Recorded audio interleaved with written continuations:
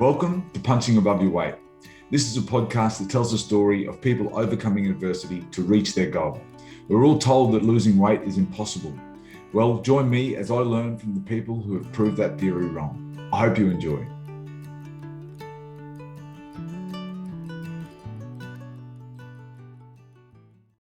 Hi, welcome back to episode 12 of Punching Above Your Weight. Today, I have the fortune of talking to a lovely lady by the name of Dacia Sil Yang, who is an American-born teacher of English in China, who's been over there for 8 years, and who has an amazing story, who, over the last 18 months has lost the equivalent of 100 pounds, so about 45 kilograms, and has a goal of another 100 more, Dacia. So that's you've got your target set on a pretty good site there. Dacia, how I normally start these things is I normally get you to give all of our listeners a bit of a background on just, where your battles with weight started and, what age and just what you've been through up until this point. Right. So in my adult life, I've been kind of overweight. I've been pretty heavy most of my adult life. And then I started taking a medication for an issue, and that caused me to gain about 100 pounds. And then that wasn't a wake-up call in and of itself enough for me, in that I had to switch my medication, and I gained another 100 pounds. So over what period of time, Dacia? Like, how quickly did you gain? Both times were over about a little less than a year. So less than a year. Right.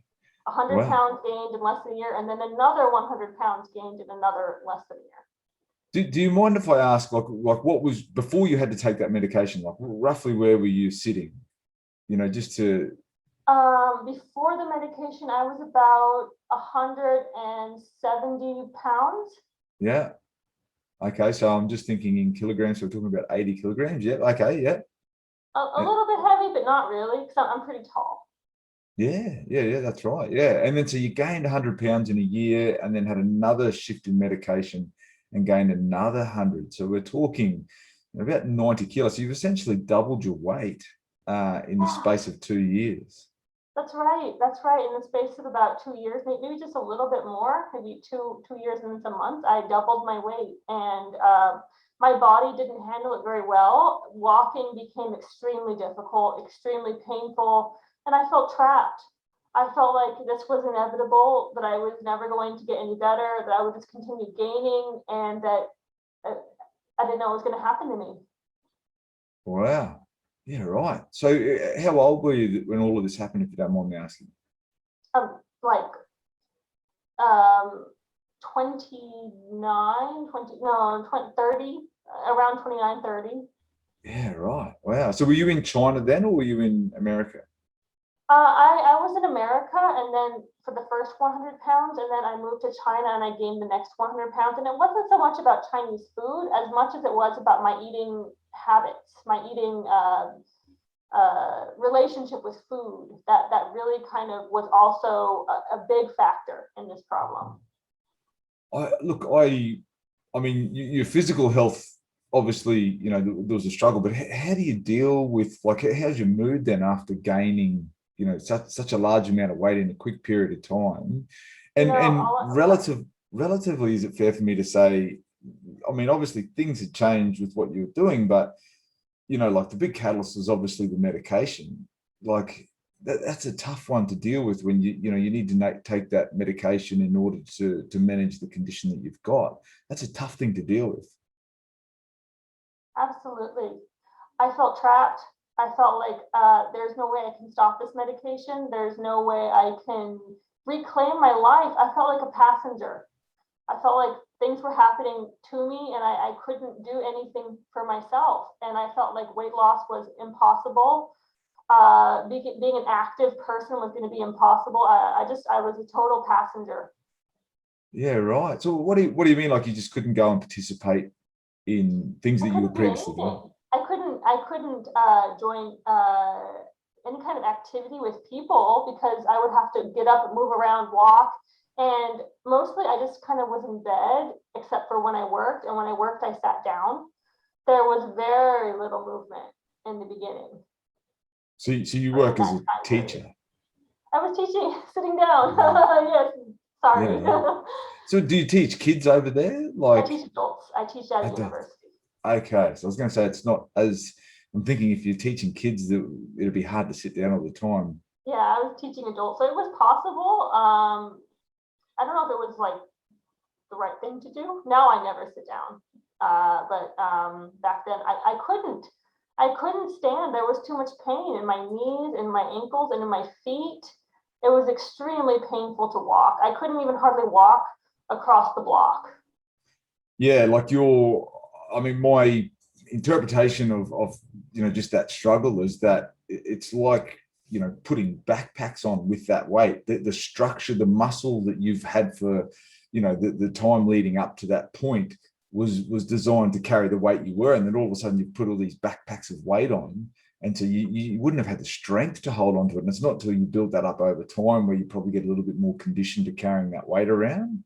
Yeah. Wow. So that would have been a real, like, physically you would have been fairly drained and just weak from it, I imagine.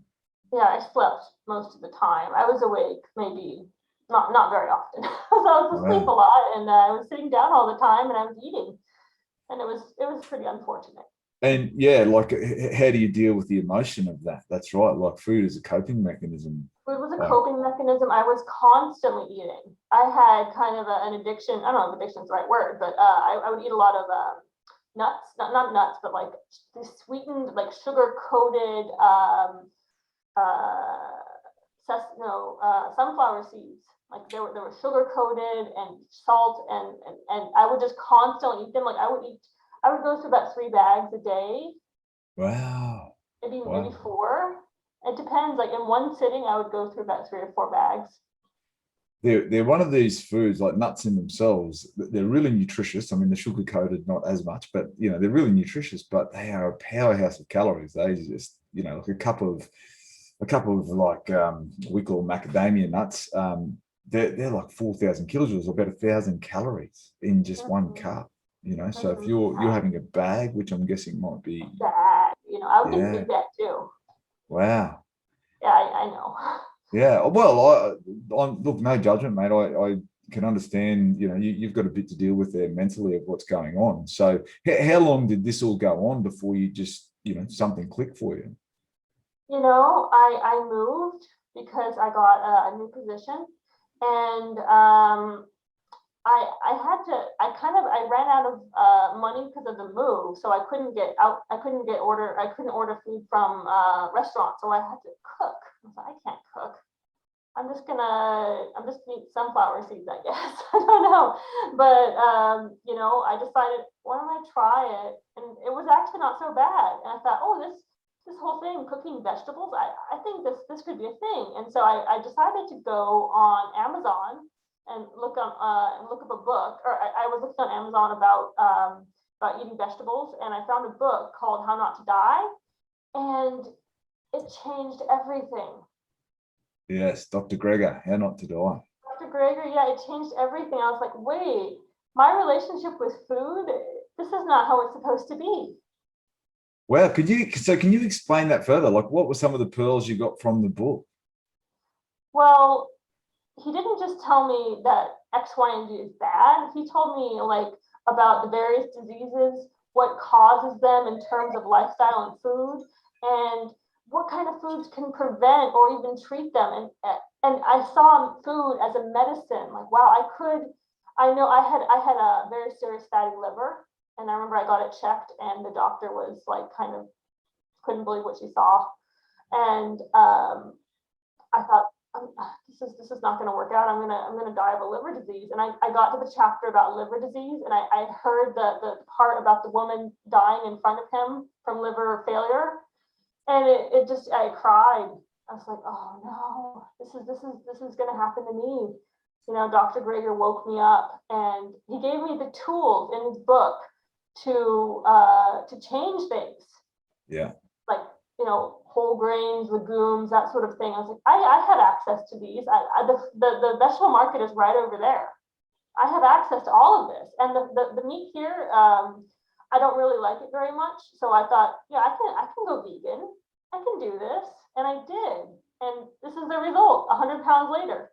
Wow. So now you're whole food, plant-based, vegan. Yeah, yeah, yeah. Yeah, and you've been doing that for how long? 18 months. 18 months, yeah.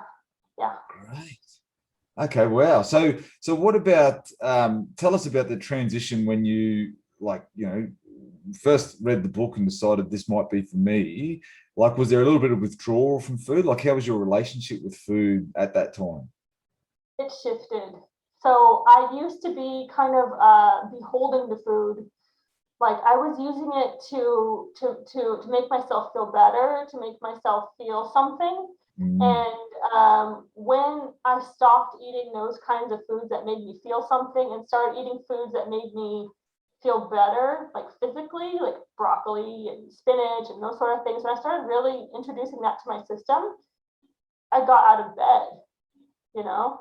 I was like, hey, why don't I walk? Now, Dr. Greger mentioned walking. You can try walking. And so from those foods kind of pushing me to go out and to do things, I I became mobile again, more mobile. I mean, I was always mobile, but it was painful. It was so painful, and the pain in my joints, it got better.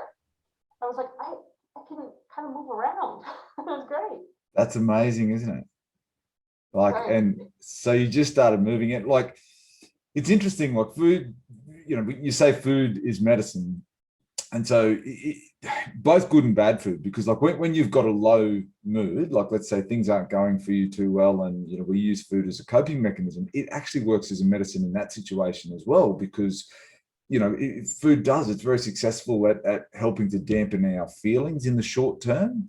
But over the, if we're choosing those really high calorie, high sugary, fatty foods, then short term they're great, but long term they create a heap of problems. And I kind of liken it to, watering your lawn with a flood or watering it with a sprinkler system. Like, okay, you might not get that big rush, but if it's just a gentle flow of water, compared to a flood, like a flood might give you a lot of water, but essentially it's going to kill the grass. Whereas, just that gentle flow of water and, doing it the right time and the right type, right amount, then, you get a nice lush lawn. I don't know if that makes sense to you, but No, I it always makes like to think definite of, sense. so Yeah, that absolutely. if a lot of the information in these podcasts are resonating with you, you can learn more by grabbing a copy of The Tweaking Diet. This is available at Amazon and at scood.com.au. Thanks. That's great. So, okay, so you changed your diet. So give us an example of the kind of things you were eating, just so people can get an idea. I would get a lot of oily food. I really like kung pao chicken, but there's a lot of sugar and there's a lot of oil and there's a few vegetables, but I don't think those really count. Yeah, that was one of my favorites. I was always eating that. Bags and bags of sunflower seeds. A lot of meat, a lot of fried foods, Yeah. and it wasn't so much it wasn't just the quality of the food, it was also the quantity. I was eating all the time. I was eating all the time. Yeah. So it's interesting. Like, so whole food, plant-based diet, you're eating more volume in your diet. So there's actually more food, but the calorie amount is less. Yes. And so I'm not sure whether you're aware of this, but like it's something I always try and stress to my clients. Like we in our stomach, we've literally got these little stretch receptors. They're called mechanoreceptors. So they detect volume. So you imagine like the amount of sunflower seeds or kung pao chicken that you would need to eat in order for that to stretch, compared to say eating a whole food plant-based diet, lots of broccoli and just, low starch vegetables where you can eat more of them, but the calories are a lot less. So, you're filling up and you're not, even if you did overeat a little bit, the calorie value is so low that you're actually still losing weight. And so it's a really important step to be able to, not just lose weight, but be able to keep it off, because you don't have that approach of, oh, I'm starving myself to lose weight, if that makes sense. I don't know if you resonate with that. Absolutely, absolutely, that makes sense. I mean, I eat large salads, but it's just salad. I don't put that. I put like a tablespoon of tahini on it, and it's a big salad, and that's my lunch, and it's awesome. I feel great after eating my salad. Love it. And so you're satisfied now, like you'll eat a meal and it's Very not like you go satisfied, looking yeah. for more. So how often are you eating on the whole food plant-based diet? So I love to eat in the mornings. I'm kind of a morning person. So I'll have like some oatmeal and I'll have some fruit.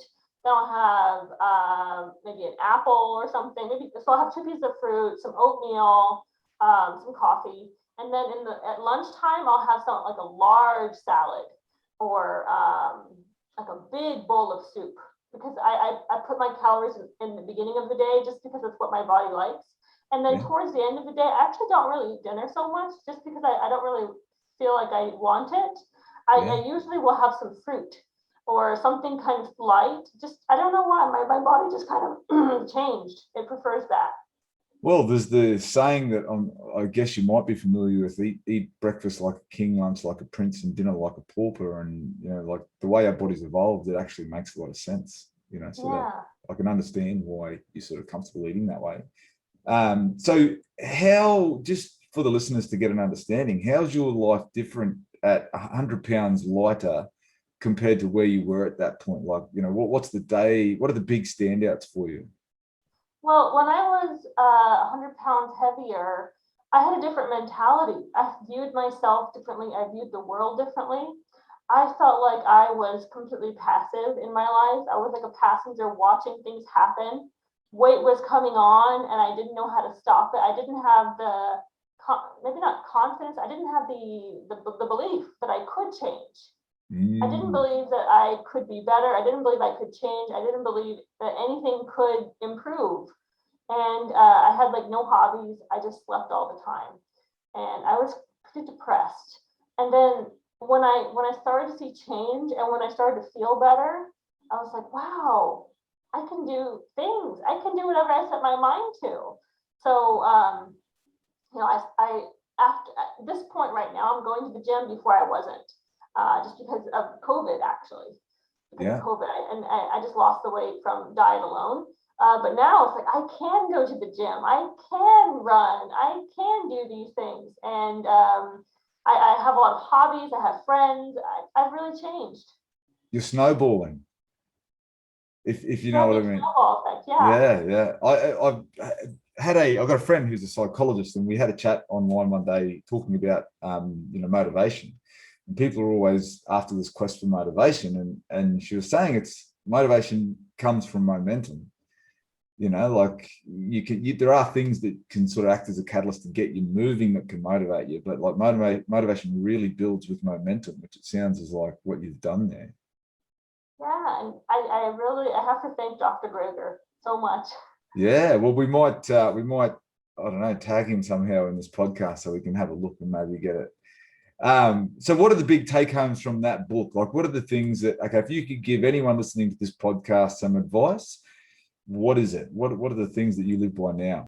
Okay, what he's talking about is real. Okay, the heart disease, diabetes, high blood pressure, liver disease, those are real, and they can actually happen to you and to your loved ones and to people in the world. Because to me, those have just been statistics. Those have just been something the doctor kind of said to me. I was like, yeah, yeah, yeah, whatever. It's not gonna Yeah. happen to me. That's real, guys. And these solutions are also real and attainable. Like I had felt like I couldn't do anything about my weight. I couldn't do anything about my health. I couldn't do anything to save myself. And in fact, you can. And it's actually really easy. And it seems like a whole foods plant-based diet would be difficult, but actually I find that I feel even more excited about food than ever. And there's so much variety and there's so many delicious recipes. I look forward to eating, and I don't feel like I'm doing something. I feel like I'm always treating an illness when I think about it. Like, oh, here's my broccoli. It's got sulforaphane in it. It's going to help me with Yes. cancer, right? I don't One of the have most cancer. Who potent. knows, right? Yeah. Sulforaphane, great. I'm going to eat my broccoli. That's how I look at it now. I don't just see a vegetable. I see a cure or a treatment, and Yeah, good. I take that wholeheartedly. How good. You'd mentioned to me a little bit before we started recording that you had like a sort of binge eating problem previously Yeah. to adopting the whole food plant-based diet. Can you let us know where you're sitting with that at the moment? So I guess before, like I said, I was eating all the time, and it was just something I did to keep myself kind of homeostasis sort of level. Now I don't feel the need to binge. especially if I'm eating kind of whole foods, plant-based food, I don't have that urge. Whatever kind of triggers it, it just doesn't trip it when I eat that way. Now, if I do eat something really, really salty or really, really sweet or really, really fatty, sometimes it will just kind of flip a switch. And I'll have to not only eat everything that's in front of me, I'll go searching out for other things to eat. It's like some kind of a switch gets flipped, and I don't really understand it. And I never thought it was strange. I always thought it was normal until after some time, especially after reading the book. I'm like, that's not how people eat. People don't eat everything in front of them and then everything else in the house and feel like they have to do it. That's kind of a strange thing. It's so fascinating what you say there, because there's one study that stands out to me. They looked at these two diets, and they call it a bland diet, but it's not bland. It'd be more like in line with what you're calling a whole food plant-based diet. It's just not the really intense flavors like you get that are high in sugar and fat and salt. And that's like they call it hyperpalatable foods. Mm-hmm. And so they actually put a group of people on a calorie-controlled hyperpalatable diet. So really intense flavors, but just small portions. So it was calorie controlled. And they had people on no calorie restriction, but more of that sort of natural flavor. And interestingly, they both lost weight, but the guys that were on the calorie-controlled hyperpalatable diet were obsessing about food. So they were just craving all the time. So yes, they were losing weight, but they were doing it painfully. Mm-hmm. And like our brain doesn't measure calories. Our brain measures intensity of flavor. That's how it registers whether there's calories in a food. And now we've got food scientists employed by all these big food marketing these big companies, and they're designed to hit the sweet spot with flavor. It needs to be as palatable as possible to make people to repeat purchase, keep buying. And then when you go to a whole food plant-based diet, you're knocking that out, which is fantastic. Yeah, great. All right, Dacia. So I'll wrap it up there. If you can just let our listeners know what your plan is for the next 12 months, because you mentioned that your goal was 100 pounds. What's your plan on how to achieve that? Well, I'm going to continue my whole foods plant-based diet. I did kind of count calories for just a little bit, just so I could have a basic understanding of how much was in my favorite foods. Yeah. So I could know if I needed to tweak them a little bit. I counted calories for like about a week, and then I thought, okay, I think I understand now. Love it. Because otherwise I get a little bit obsessive, like, oh, 1 or 2 calories. Like, okay, no, I'm just gonna eat normally and kind of have an idea. Yeah. And then I'm going to be going to the gym. I am going to the gym, and I have a trainer class. It's really great. Oh, awesome. And getting a lot of muscle work done. It's pretty exciting. I started running kind of slow running for the first time ever. I mean, maybe I ran in my youth, but I actually ran, and I was so proud of myself. And even on the exercise bike, that was actually really fun too. Wow. It's like, oh, wow, this whole world of activities is open to me now. I'm so excited.